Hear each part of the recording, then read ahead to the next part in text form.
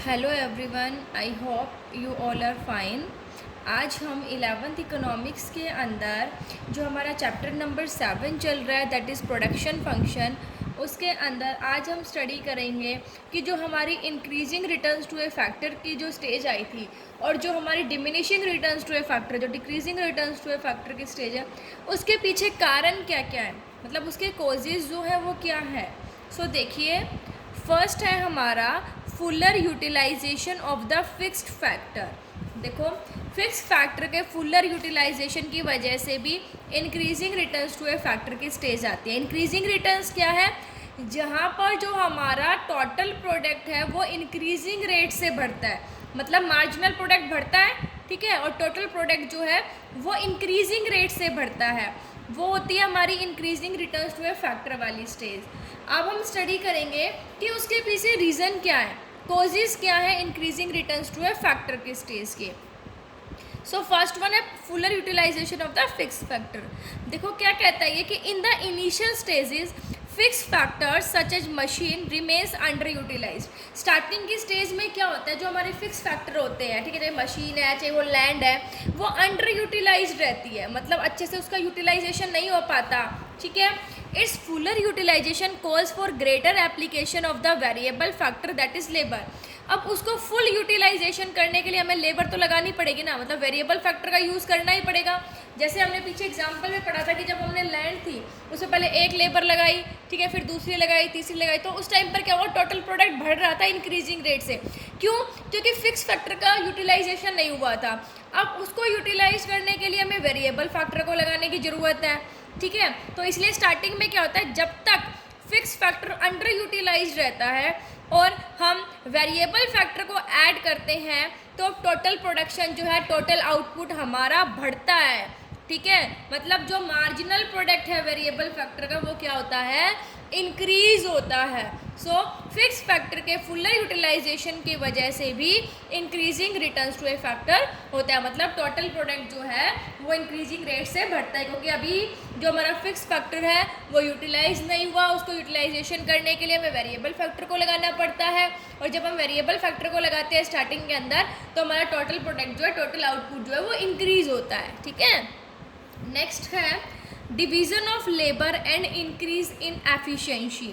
देखो, additional application of the variable factor enables process based division of labour. जब हम variable factor को लगाते हैं तो उससे प्रोसेस बेस्ड डिवीजन हो जाता है लेबर का, है ना, मतलब वो स्पेशलाइज होते हैं अपने काम में, अब वो स्पेशलाइजेशन की स्टेज आ जाती है, जिससे वेरिएबल फैक्टर की जो एफिशिएंसी है वो क्या होती है, बढ़ती है, और मार्जिनल प्रोडक्ट क्या होता है, बढ़ता है, ठीक है, राइज होता है, क्योंकि हम इंक्रीजिंग रिटर्न्स फैक्टर पढ़ रहे हैं। इंक्रीजिंग रिटर्न्स में मार्जिनल प्रोडक्ट क्या होता है, हमारा बढ़ता है, मतलब टोटल प्रोडक्ट जो है वो इंक्रीजिंग रेट से बढ़ता है। नेक्स्ट है better coordination between the factors. अब जो फैक्टर्स हैं, ठीक है, फिक्स्ड और वेरिएबल फैक्टर, दोनों में अच्छे कोऑर्डिनेशन की वजह से भी हमारे increasing returns to a factor की स्टेज आती है। ये कहते हैं so long as fix factor remains under utilise.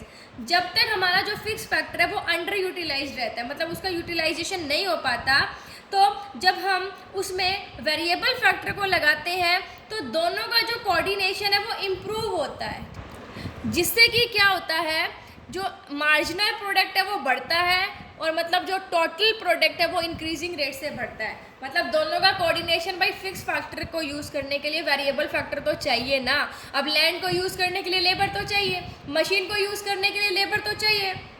तो जब हम लगाते हैं फिक्स फैक्टर को, मतलब जब तक फिक्स फैक्टर का यूटिलाइजेशन नहीं हो पाता, जब तक, ठीक है, तब तक हम वेरिएबल फैक्टर को लगाते हैं, तो दोनों को जब हम कोऑर्डिनेट करते हैं तो उससे रिजल्ट निकल कर आता है, मतलब हमारा मार्जिनल जो प्रोडक्ट है वो बढ़ता है, it means total product increasing rate से बढ़ता है, ठीक है।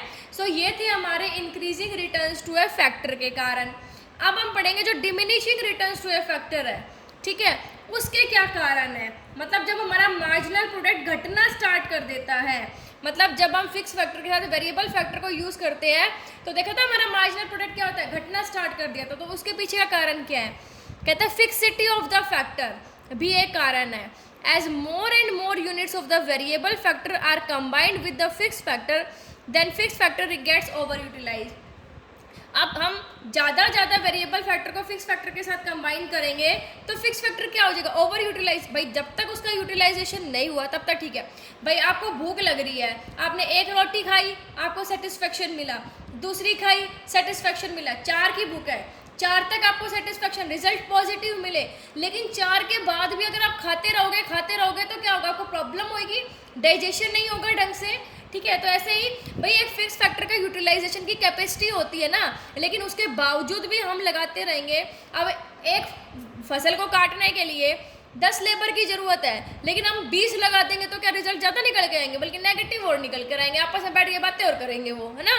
तो ये कहता है फिक्सिटी ऑफ फैक्टर, कि जैसे जैसे हम वेरिएबल फैक्टर को फिक्स फैक्टर कंबाइन करते रहते हैं तो फिक्स फैक्टर ओवर यूटिलाइज हो जाता है, जिससे कि एफिशिएंसी उनकी कम हो जाती है, वियर एंड टियर ज़्यादा होते हैं, और डिमिनिशिंग रिटर्न्स की जो स्टेज है वो हमारी स्टार्ट हो जाती है। मतलब टोटल प्रोडक्ट बढ़ता तो है लेकिन डिक्रीजिंग रेट से, ठीक है। टोटल प्रोडक्ट क्या होता है, घटना स्टार्ट कर देता है हमारा, सॉरी टोटल प्रोडक्ट बढ़ता है लेकिन डिक्रीजिंग रेट से, मतलब जो डिमिनिशिंग रिटर्न्स है, ठीक है, वो स्टार्ट होता है, मार्जिनल प्रोडक्ट घटने लग जाता है, ठीक है। तो ये था हमारा causes of diminishing returns, fixity of the factor की वजह से भी होता है। अब इम्परफेक्ट फैक्टर सब्स्टिट्यूबिलिटी भी आ जाती है। ये कहते हैं कि जो फैक्टर्स ऑफ प्रोडक्शन है वो एक दूसरे के इम्परफेक्ट सब्स्टिट्यूट है, परफेक्ट सब्स्टिट्यूट नहीं है। अब कहता है कि अगर हमें कैपिटल की जरूरत है, ठीक है, अब हम देखो मोर units of the labour can not be continuously used in place of additional capital. अब जरूरत पैसे की है, कैपिटल की है, उसकी जगह हम लेबर को तो नहीं लगा सकते ना ज़्यादा से ज़्यादा, ठीक है। तो इसलिए डिमिनिशिंग रिटर्न्स की जो स्टेज है वो आती है, मतलब मार्जिनल प्रोडक्ट हमारा घटता है, देखा था आपने डिमिनिशिंग रिटर्न्स की हमारी स्टेज, मार्जिनल प्रोडक्ट घटना स्टार्ट कर देता है, फिर जीरो हो जाता है, फिर नेगेटिव भी हो जाता है ना। तो किस वजह से होता है, इम्परफेक्ट फैक्टर सब्स्टिट्यूबिलिटी की वजह से भी होता है, क्योंकि जो सब्स्टिट्यूट है वो इम्परफेक्ट है।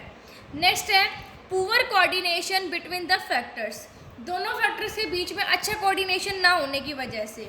कहते हैं continuous increasing application of the variable factor along with the fixed factor beyond a point crosses the limit of ideal factor ratio. हमने एक आइडियल फैक्टर रेशियो पढ़ा था कि एक आइडियल फैक्टर रेशियो क्या होता है, कि मान लीजिए कि आइडियल फैक्टर रेशियो हम ये कह सकते हैं कि वो फैक्टर रेशियो जहाँ तक, मतलब एक एग्जांपल ले लेते हैं, मान लीजिए कि 2:1 है, मतलब कि हम ये कह सकते हैं कि एक लैंड पर 2 लेबर काम करती है तो वो बढ़िया है, ठीक है, यहाँ तक हमें रिजल्ट अच्छा मिलेगा।